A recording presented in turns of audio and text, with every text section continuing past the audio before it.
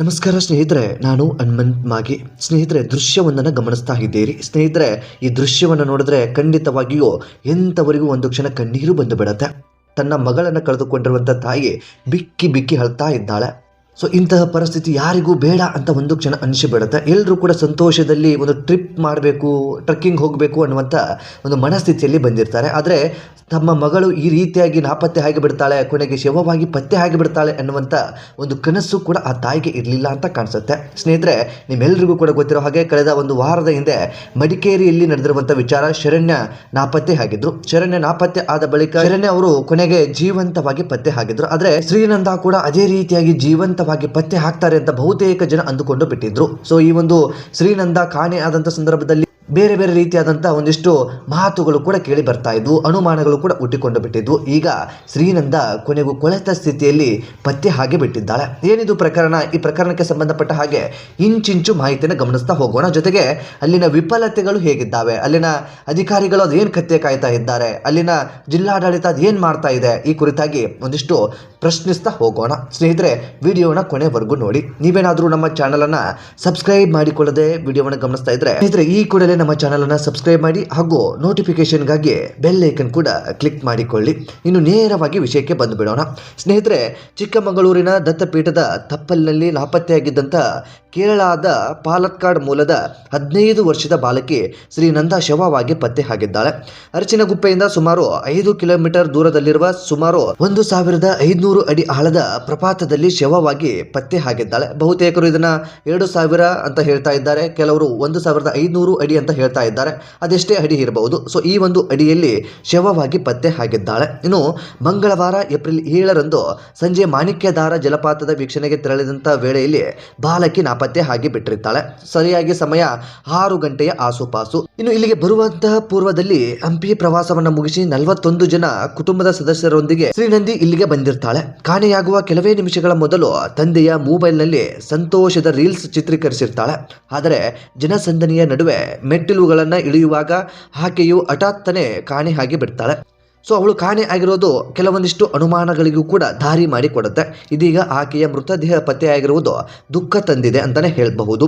ಬಾಲಕಿ ನಾಪತ್ತೆಯಾದ ಮಾಹಿತಿ ತಿಳಿದ ತಕ್ಷಣ ರಕ್ಷಣಾ ತಂಡಗಳು ಥರ್ಮಲ್ ಡ್ರೋನ್ ಸಹಾಯದಿಂದ ಶೋಧ ಕಾರ್ಯವನ್ನು ಆರಂಭಿಸಿ ಬಿಟ್ಟಿದ್ದು.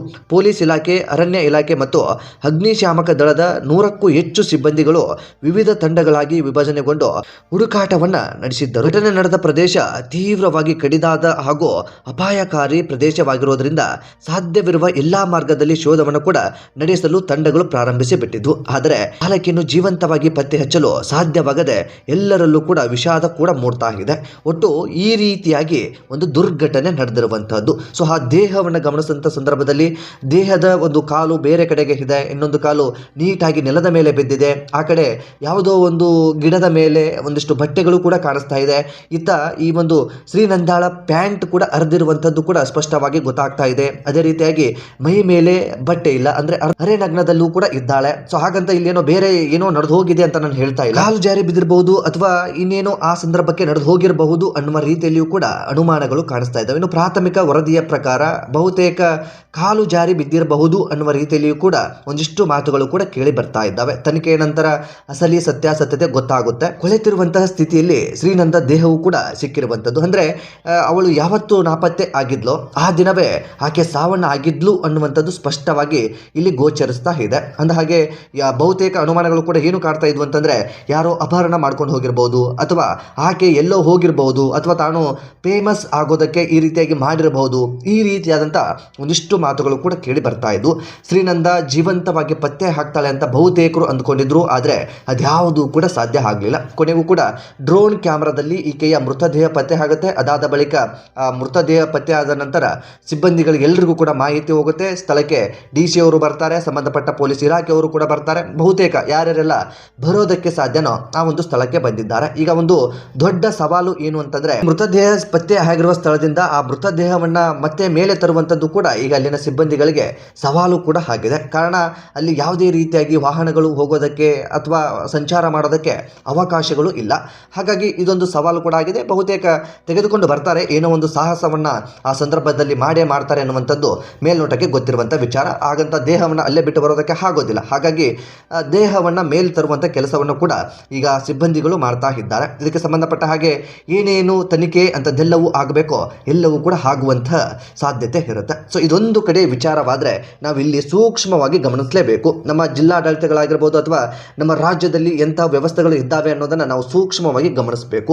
ಬಹುತೇಕ ಕಡೆ ನಮ್ಮ ರಾಜ್ಯದಲ್ಲಿ ಪ್ರವಾಸಿ ಸ್ಥಳಗಳಿದ್ದಾವೆ, ಐತಿಹಾಸಿಕ ಸ್ಥಳಗಳಾಗಿರ್ಬೋದು, ಟ್ರೆಕ್ಕಿಂಗ್ಗೆ ಹೋಗುವಂಥ ಸ್ಥಳಗಳಾಗಿರ್ಬೋದು. ಸೊ ಈ ರೀತಿಯಾದಂಥ ಸ್ಥಳಗಳು ಇದ್ದಾವೆ. ಪ್ರವಾಸಿಗರು ಬಹುತೇಕ ರಾಜ್ಯಗಳಿಂದ ಬರ್ತಾ ಇರ್ತಾರೆ, ಬೇರೆ ಬೇರೆ ದೇಶಗಳಿಂದ ಪ್ರವಾಸಕ್ಕೆ ಬರ್ತಾ ಇರ್ತಾರೆ. ಆದರೆ ಆಡಳಿತ ವ್ಯವಸ್ಥೆಗಳು ಹೇಗೆ ವಿಫಲವಾಗ್ತಾ ಇದ್ದಾವೆ ಅಂತಂದ್ರೆ ಬಹುತೇಕ ಕೆಟ್ಟ ವ್ಯವಸ್ಥೆಯಲ್ಲಿ ನಮ್ಮ ಆಡಳಿತ ವ್ಯವಸ್ಥೆ ಇರುವಂತಹದ್ದು. ಏನು ಅಂತಂದ್ರೆ ಒಂದು ಸರಿಯಾದ ರೀತಿಯಲ್ಲಿ ಸೆಕ್ಯೂರಿಟಿ ಇರೋದಿಲ್ಲ, ಅಥವಾ ಸೆಕ್ಯೂರಿಟಿ ಆಯೋಜನೆ ಮಾಡಿರ್ತಾರೆ, ಅಥವಾ ಅಲ್ಲಿ ಏನೋ ಸುರಕ್ಷತೆಗಾಗಿ ಏನೋ ಒಂದು ಮಾಡಿರ್ತಾರೆ, ಯಾವುದು ಕೂಡ ಸರಿಯಾಗಿ ಜನರಿಗೆ ದೊರೆಯೋದಿಲ್ಲ. ಅಲ್ಲಿನ ಒಂದು ನಿರ್ಲಕ್ಷ್ಯತನ, ಆಡಳಿತದ ಒಂದು ದುರುಪಯೋಗ, ಇಂಥದ್ದೆಲ್ಲವೂ ಕೂಡ ನಮ್ಮ ರಾಜ್ಯದಲ್ಲಿ ಎದ್ದು ಕಾಣಿಸ್ತಾ ಇದೆ. ಇದೆಂತಹ ಒಂದು ಕೊಳಕು ವ್ಯವಸ್ಥೆ ಅಂತ ನಾವೆಲ್ಲರೂ ಕೂಡ ಪ್ರಶ್ನೆ ಮಾಡಲೇಬೇಕು. ಐತಿಹಾಸಿಕ ಸ್ಥಳದಲ್ಲೂ ಕೂಡ ಇಂತಹದ್ದೇ ರೀತಿಯಾದಂಥ ಒಂದು ಕಲುಷಿತವಾದಂಥ ವಾತಾವರಣ, ಒಂದು ಆಡಳಿತಗಳು ಸರಿಯಾಗಿರೋದಿಲ್ಲ, ಬೇಜವಾಬ್ದಾರಿತನ, ಅಧಿಕಾರಿಗಳ ನಿರ್ಲಕ್ಷ್ಯತನ, ಇಂಥದ್ದೆಲ್ಲವೂ ಕೂಡ ನಮ್ಮ ರಾಜ್ಯದಲ್ಲಿ ಕಂಡು ಬರ್ತಾ ಇದೆ. ಇದಕ್ಕೆಲ್ಲದಕ್ಕೂ ಯಾರು ಕಾರಣ?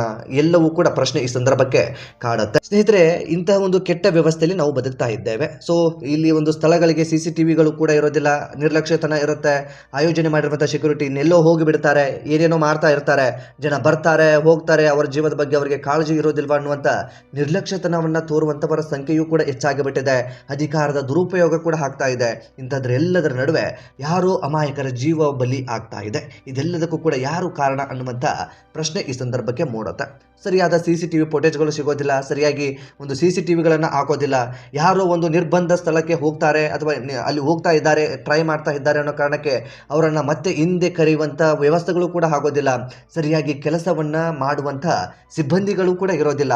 ಇಂತಹ ವ್ಯವಸ್ಥೆ ನಮ್ಮ ರಾಜ್ಯದಲ್ಲಿ ಬಹುತೇಕ ಇದ್ದಾವೆ. ಸೊ ಇಲ್ಲಿಯೂ ಕೂಡ ಅದೇ ರೀತಿಯಾದಂಥ ವಿಫಲತೆಯಿಂದ ಇಂಥದ್ದೊಂದು ಘಟನೆ ನಡೆದು ಹೋಗಿಬಿಟ್ಟಿದೆ ಅಂತ ಹೇಳಿದ್ರು ಕೂಡ ತಪ್ಪಾಗ್ಲಿಕ್ಕಿಲ್ಲ ಅಂತ ಕಾಣಿಸುತ್ತೆ. ಒಟ್ಟಾರೆಯಾಗಿ ಶ್ರೀನಂದ ಜೀವಂತವಾಗಿ ಬರ್ತಾಳೆ ಅಂತ ಅಂದ್ಕೊಂಡಿದ್ರು, ಆದರೆ ಅದ್ಯಾವುದೂ ಕೂಡ ಅಂದುಕೊಂಡ ಹಾಗೆ ಆಗಲಿಲ್ಲ. ಕೊನೆಗೆ ಕೊಳೆತ ಸ್ಥಿತಿಯಲ್ಲಿ ಆ ಒಂದು ಹೆಣ್ಣು ಮಗಳ ದೇಹ ಸಿಕ್ಕು ಬಿಟ್ಟಿದೆ.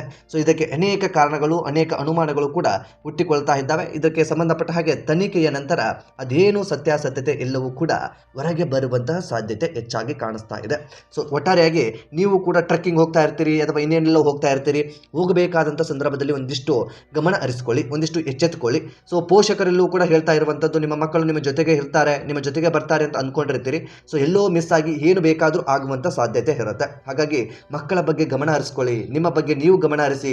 ಯಾವುದೋ ರಿಸ್ಕ್ ತೆಗೆದುಕೊಂಡು ಯಾವುದೋ ಪ್ಲೇಸ್ಗೆ ಹೋಗೋದಕ್ಕೂ ಕೂಡ ಹೋಗಬೇಡಿ. ಟ್ರೆಕ್ಕಿಂಗ್ಗೆ ಹೋದಂಥವರು ತುಂಬಾ ಎಚ್ಚರಿಕೆಯಿಂದ ಟ್ರೆಕ್ಕಿಂಗ್ಗೆ ಹೋಗಬೇಕಾಗತ್ತೆ. ನಿಮ್ಮ ನಿರ್ಲಕ್ಷ್ಯತನ, ಬೇಜವಾಬ್ದಾರಿತನದಿಂದನೂ ಇಂತಹ ಘಟನೆಗಳು ನಡೆಯುವಂಥ ಸಾಧ್ಯತೆ ಹೆಚ್ಚಾಗಿರುತ್ತೆ. ಹಾಗಾಗಿ ಈ ಒಂದು ವಿಡಿಯೋದ ಕುರಿತಾಗಿ ನಿಮ್ಮ ಅನಿಸಿಕೆ ಏನು ಎಂಬುದನ್ನು ದಯವಿಟ್ಟು ಕಾಮೆಂಟ್ ಬಾಕ್ಸಲ್ಲಿ ಮೆನ್ಷನ್ ಮಾಡಿ. ಆದಷ್ಟು ಟ್ರೆಕ್ಕಿಂಗ್ಗೆ, ಟ್ರಿಪ್ಸ್ಗಳಿಗೆ ಹೋಗುವಂಥವರು ಅಥವಾ ಪ್ರವಾಸಕ್ಕೆ ಹೋಗುವಂಥವ್ರಿಗೆ ಈ ಒಂದು ವಿಡಿಯೋವನ್ನು ಶೇರ್ ಮಾಡಿ. ನಮ್ಮ ಚಾನಲ್ನ ಸಬ್ಸ್ಕ್ರೈಬ್ ಮಾಡಿಕೊಳ್ಳದೆ ವಿಡಿಯೋವನ್ನು ಗಮನಿಸ್ತಾ ಇದ್ದರೆ ಈ ಕೂಡಲೇ ಸಬ್ಸ್ಕ್ರೈಬ್ ಮಾಡಿ. ಹೆಚ್ಚಿನ ವಿಡಿಯೋಗಳಿಗಾಗಿ ಬೆಲ್ ಐಕನ್ ಕೂಡ ಕ್ಲಿಕ್ ಮಾಡಿಕೊಳ್ಳಿ. ಸ್ನೇಹಿತರೆ, ಈ ಒಂದು ಕೇಸಿಗೆ ಸಂಬಂಧಪಟ್ಟ ಹಾಗೆ ಸಂಕ್ಷಿಪ್ತವಾಗಿ ನಾವೆಲ್ಲರೂ ಕೂಡ ಒಂದಿಷ್ಟು ಮಾಹಿತಿಯನ್ನು ಕೊನೆಯ ಹಂತದಲ್ಲಿ ಗಮನಿಸೋದಾದರೆ, ಏಪ್ರಿಲ್ 7ನೇ ತಾರೀಕು ಶ್ರೀನಂದ ಅನ್ನುವಂಥ 15 ವರ್ಷದ ಹೆಣ್ಣು ಮಗಳು ಟ್ರೆಕ್ಕಿಂಗ್ಗೆ ಹೋದಂಥ ಸಂದರ್ಭದಲ್ಲಿ ನಾಪತ್ತೆ ಆಗಿರ್ತಾಳೆ. ಸೊ ನಾಪತ್ತೆ ಬಹುತೇಕ ಅನುಮಾನಗಳಿಗೆ ಕಾರಣವಾಗುತ್ತೆ. ಅದಾದ ಬಳಿಕ ಪತ್ತೆ ಮಾಡೋದಕ್ಕೆ ಸಂಬಂಧಪಟ್ಟಿರುವಂತಹ ಅಧಿಕಾರಿಗಳು, ಸಿಬ್ಬಂದಿಗಳು ಎಲ್ಲರೂ ಕೂಡ ಬರ್ತಾರೆ, ಜೀವಂತವಾಗಿ ಸಿಗ್ತಾಳೆ ಅನ್ನುವಂಥ ಭರವಸೆಯನ್ನು ಕಾಣಿಸ್ತಾ ಇರ್ತಾರೆ. ಆದರೆ ಅದೆಲ್ಲವೂ ಕೂಡ ಸುಳ್ಳಾಗಿ ಬಿಡುತ್ತೆ. ಕೊನೆಗೂ